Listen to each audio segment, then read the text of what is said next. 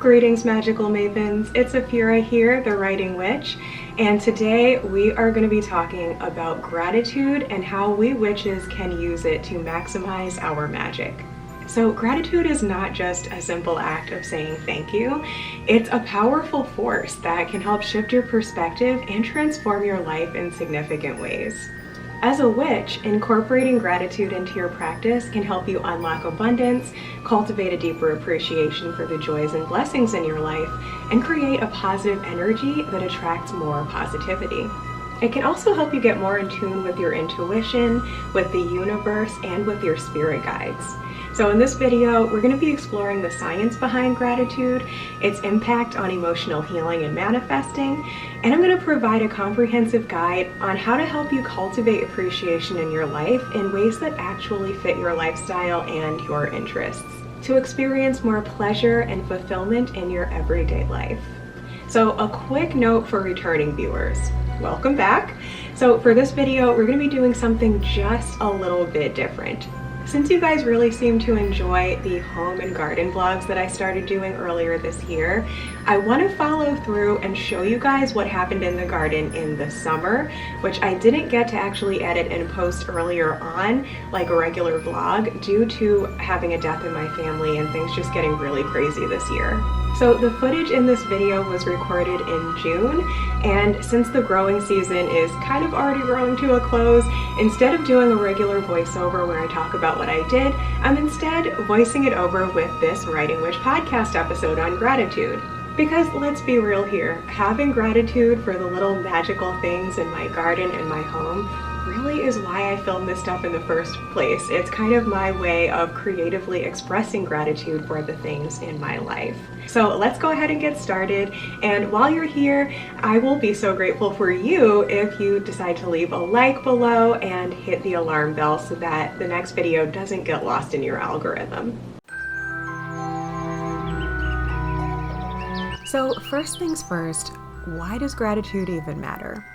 Well, we witches and spiritual folk have our own ways of explaining it too, but for those skeptical witches out there, such as myself, let's first take a look at the tangible, quote-unquote 3D reality benefits of it. Research has shown that just practicing gratitude can lead to better sleep, increased self-esteem, and a stronger immune system, believe it or not. Additionally, expressing gratitude can help you cope with difficult situations and improve your resilience in the face of adversity. By focusing on the positive aspects in your life, you can shift your perspective and create a more optimistic outlook, which can have a profound effect on your overall well-being. So whether you're a witch or not, incorporating gratitude into your daily routine can help you experience more joy, abundance, and fulfillment in your life. And of course, from a witchy or spiritual perspective, gratitude is important because we know that what we habitually focus on grows. So as you explore different gratitude practices, it's important to remember that what works for one person may not work for another. Some witches may prefer to express gratitude through daily affirmations, while others may find that creating a gratitude altar is more effective. It kind of depends how your brain works and how you express yourself. Whatever practice you choose, though, the key is to make it a habit and incorporate it into your daily routine. By doing so, you're able to unlock the power of appreciation and cultivate a deeper sense of gratitude in your life. Remember, noticing even the smallest blessings can have a significant impact on our overall well-being. Another important thing to keep in mind is that we're very unlikely to stick to a quote-unquote good habit or quote-unquote daily ritual if it doesn't feel good to us. While there's absolutely a time and place for getting down and dirty with shadow work, when it comes to a regular ritual that you want to get in the habit of doing consistently, it's vital that we find ways of going about it that don't feel hard or forced. And keep in mind that this may shift and change over time. Rituals never have to be set in stone forever. For one season, you may really enjoy doing daily gratitude journal prompts, while another season, you may feel like just lighting a candle at your altar and bringing to mind a few things that you're grateful for each day. If you don't have time or don't enjoy doing a ritual every single day, you can choose one day of the week or a moon phase, or even designate a season for your gratitude rituals. For example, in astrology, the 7 classical planets rule each day of the week. So the moon rules Monday, Mars rules Tuesday, Mercury rules Wednesday, Jupiter rules Thursday, Venus rules Friday, Saturn rules Saturday, and the Sun rules Sunday. So depending on what vibes most with you for the theme of gratitude, you can actually choose an appropriate day that aligns with your goals and desires to do your gratitude ritual each week. For example, you could choose Monday, the moon's day, to focus on the feelings of gratitude. On Tuesday, you could take action to make sure that you're fully benefiting from the things in your life that you're grateful for. On Wednesday, you could focus on cultivating a mindset of gratitude. On Thursday, you could focus on having gratitude for any gifts, blessings, or abundance that's showing up in your life. On Friday, you could focus on being grateful for the love and beauty in your life and anything that you personally value. On Saturday, you could focus on being grateful for the supportive structures in your life or the hard work and success that you've cultivated thus far. Or on a Sunday, you could focus your gratitude on anything that's going well in your life right now. Depending on how much time and energy you have, you could pick just one of these days that resonates with the planet that you most feel makes sense for gratitude or for your schedule even. Or you could even focus on the themes of each day, every day if you wanted to, and do kind of a different prompt each day depending on which day of the week it is. You can also work with the moon phases or solar phases for cultivating gratitude. For example, some witches like to see the full moon phase as a representation of fullness, so this is often a time when people will do their gratitude ritual. But you could easily fit this gratitude practice into a new or a waxing moon phase as well, depending on how you kind of experience the energies of each phase. It's really up to personal preference. I personally like to focus a lot more on gratitude during the harvest season as well, especially in the 6 weeks surrounding the autumn equinox, also known as Mabon for some witches. It's one of the main themes that I focus my journaling and my lifestyle around this time of year because it's the season of the most abundant harvest. When it comes to getting clear on which types of gratitude rituals work best for you and feel the most authentic, I love to work with the elements. So what is your favorite element, or what elements do you personally associate with the theme of gratitude?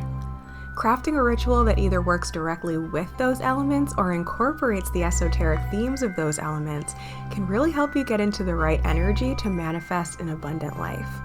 So generally speaking, I tend to think of the themes of gratitude and abundance as being mainly associated with the earth element. But how you best interact with these themes is unique to each person. You can look to your astrological birth chart to get ideas for what elements are best for your gratitude practice. For example, you can look to where you have the Sun, Jupiter, or Venus in your chart, as these are the luminaries that mostly are associated with gratitude and abundance. Or if you struggle feeling grateful, or if you have a lot of emotional hang-ups around the concept of gratitude, you may even wish to look at your moon sign and house. Or if you want to get really into it, possibly even where you have your Chiron and your Black Moon Lilith, but that's getting really deep into astrology. Personally, I'm kind of intermediate when it comes to astrology at this point, and if you're interested in it, I definitely recommend starting with a simple way of learning astrology, such as kind of intermingling it with your understanding of moon phases and the seasons of the witch. They actually all fit together perfectly in a totally mind-blowing way, and if you know one of them, you actually kind of know the rest of them, and you can start to understand more about each cycle by looking at it from the perspective of whichever one you already understand best. I really enjoyed my friend and colleague Tanae Stewart, aka the Witch of Lupin Hollow's workshop for her Starlight Coven that she did a while back, where we looked at the sign and house where we have Venus to understand our gratitude style. By the way, if you are interested in understanding astrology as it relates to self-care, I highly recommend anything by Tanae Stewart, and especially an event that we have coming up really soon, which is the Empowered Modern Witches Summit. Those of you guys who have been around for a while are probably already excited for this time of year. Tanae does this amazing summit every single year, and I've been really grateful to be invited back to it for I think all of them. And I always look forward to this time of year where myself and other magical mavens who have really awesome ideas about how to work with any of the witchy or spiritual modalities from a self-care perspective. We come together and we just share all of our best tips. We do workshops and things like that, and it's totally free to attend. So I totally invite you to come and join us for that. The link to that will be on the screen right now as well as down below. It's happening for the autumn equinox, so you do not want to miss this. So one fun ritual that I sometimes like to do for the newer full moons is to write down everything I can think of that I'm grateful for from the past moon cycle, and then I burn them either one by one in little slips of paper or in one big sort of poof of a big piece of paper going up in flames in a cauldron or a fire pit. For a more regular, sort of everyday type of ritual, I sometimes really enjoy writing down things that I'm grateful for on a daily basis, or using gratitude affirmations pretty much all day, or anytime I remember to. I've been doing this for nearly a decade now, but it was really interesting to discover in today's workshop that this makes perfect sense with my astrology. My Venus is an Aquarius in the 9th house, which is an air sign in a fire house. So the air element is very much about thinking, speaking, writing, and word magic. So it makes perfect sense that that's best how I conceptualize of the concept of gratitude, by writing things down or saying things in my head. And of course, I love to really activate a ritual with fire because I also have some really strong fire placements and I'm a little bit of a pyro. My sun also happens to be an Aquarius in the 9th house along with Venus, so these types of practices feel really natural to me and work really well. But whether you choose to use astrology or not, I do invite you to feel into how do the elements possibly play a role in your best possible potential gratitude ritual. When you focus on the abundance in your life, you're also shifting your mindset from one of lack to one of abundance. This shift in perspective can help you to attract more abundance into your life, as you're no longer operating from a place of scarcity and attracting more of that. Additionally, expressing gratitude for the abundance you already have can help you feel more content and fulfilled in your life, which can lead to greater overall happiness and well-being. By cultivating an attitude of gratitude, you're not only unlocking abundance in your life, but you're also creating a more positive and fulfilling life experience. So whether or not you feel called to carve out special time each day, week, month, or year to focus on gratitude rituals, it's important to do whatever you can to cultivate an attitude of gratitude as consistently as possible. In some cases, that can look like simply training your brain to focus on abundance rather than lack. When I first got started with my gratitude journey many years ago now, I had been through some serious trauma and I was deeply in the habit of feeling like life was happening to me rather than for me. It felt like everything had been going wrong for so long that I had learned to notice and pay attention to what I wasn't grateful for, more so than what I was grateful for. In the manifestation enthusiast community, which I have been a part of for quite a long time now and have gotten pretty deep into it, we have this sort of way of looking at tipping the scales of manifestation. So it's said that if you are focusing on the negative 51% of the time, you are more likely to manifest more consistent perceived negative experiences. Whereas if you are focusing on the positive 51% of the time, you're more likely to be attracting a little bit more and a little bit more positive experiences as opposed to negative. It really is that sort of 50-50 scale, and as soon as it tips in one direction, you're starting to manifest more of that. So it's not always about never having a negative thought again. That is a huge misconception about manifestation. Not only is it impossible for us to not have the human thoughts and emotions that we have, which include a wide range, but it also just isn't necessary. We don't need to be so hard on ourselves all the time. So I had to realize at that point in my life that I was focusing on 51 or more % negative than positive. And I just started having to do little practices to start shifting the scale in the other direction, and I started to see results almost right away. I asked the universe for some guidance to help me experience a more fulfilling life, and I ended up unintentionally manifesting a copy of the book The Secret. One of the first practices that the book recommends to manifest a better reality is to challenge yourself to start counting your blessings from the first moment that you wake up. So even when I was working outside of the home and didn't have much time at all for a morning ritual, I got in the habit of just taking intentional mental notes on each thing that I came into contact with that I was grateful for each morning. So for example, I am grateful that I woke up on time. I am grateful that I got some decent sleep. I am grateful that I woke up to find my cats were cuddling with me. I am grateful that I have a bed to sleep in. I am grateful that the sun is shining through the window. I am grateful that I have running water and a toothbrush. I am grateful that I don't have any cavities, etc., etc. This may seem kind of pointless if you're brand new to gratitude, or if you're really only used to focusing on gratitude when something big happens to be grateful for. But interestingly enough, it's these little simple practices of bombarding your brain with gratitude for the simple things that really builds up to create a strong foundation for your abundance mindset, especially if, like me, you had been conditioned to feel disappointed consistently or constantly in a state of struggle. And it's just as important to remember that cultivating an attitude of gratitude is not a straight line of progress either. Sometimes you can have a really strong gratitude practice at one point, and then something traumatic happens in your life that can kind of set you back. For example, I got really good with gratitude in the first few years of my spiritual path, but I'll admit that between 2019 and 2021, even kind of into 2022, I experienced some extremely challenging things in general, but specifically and especially in my career, which affected my finances a lot, which made me feel like my life was not very abundant anymore and that I didn't have a lot to be grateful for anymore. During those times, it became very important for me to return to my old gratitude practices that had helped me so many years prior when I had first been getting started.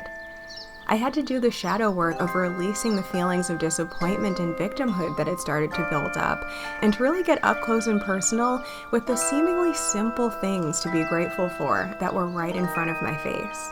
Rather than focusing on my perceived failures and any particular business ventures that didn't work out for me, I had to count the blessings I had manifested in spite of those perceived failures, like moving into a nicer apartment, even if at the time I was kind of struggling to pay my bills.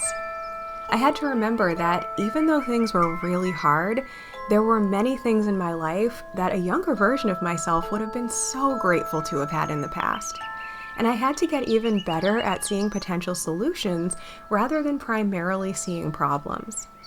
I cultivated an even stronger ability to look around and see potential resources that I could focus on and grow into better opportunities.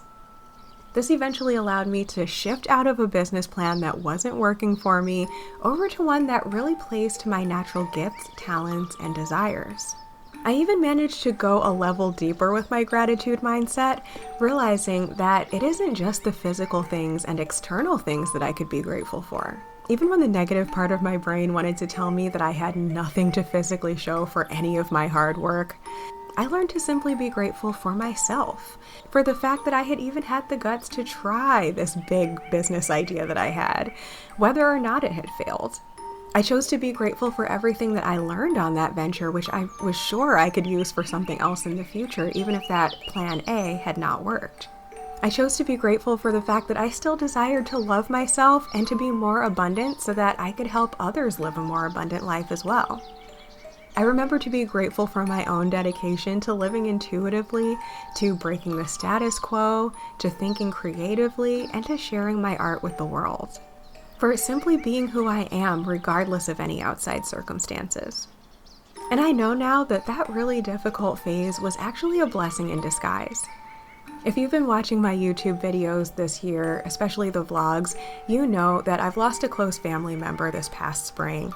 And while this has definitely been one of the hardest times in my life, I can actually say that I've been so much better off than I would have been thanks to so many years of cultivating an attitude of gratitude. Even amidst such a painful experience and the family drama that inevitably ensued, I was somehow able to still find moments of gratitude and joy every day, even if I had been crying a few seconds prior. Because of my well-cultivated mindset of seeing potential even in the most difficult of circumstances, I'm actually feeling more inspired and more resourceful after that really rough spring and summer that I've had. And I'm able to focus on the gratitude I have for my family rather than just dwelling on the parts that have been challenging. So gratitude can also be a really powerful tool for emotional healing. When you focus on the positive aspects of your life, you're less likely to dwell on the negative emotions and the past traumas. Gratitude can also help you to cultivate self-love and acceptance, which can be crucial in creating a healthy, balanced life. When we focus on gratitude, we're training our brains to look for the good in our lives rather than dwelling on the negative. This is not to pretend that the negative things haven't happened. It's simply to realize that we're okay anyway, and we're going to be able to get better and better the more we focus on the things that are truly aligned with us.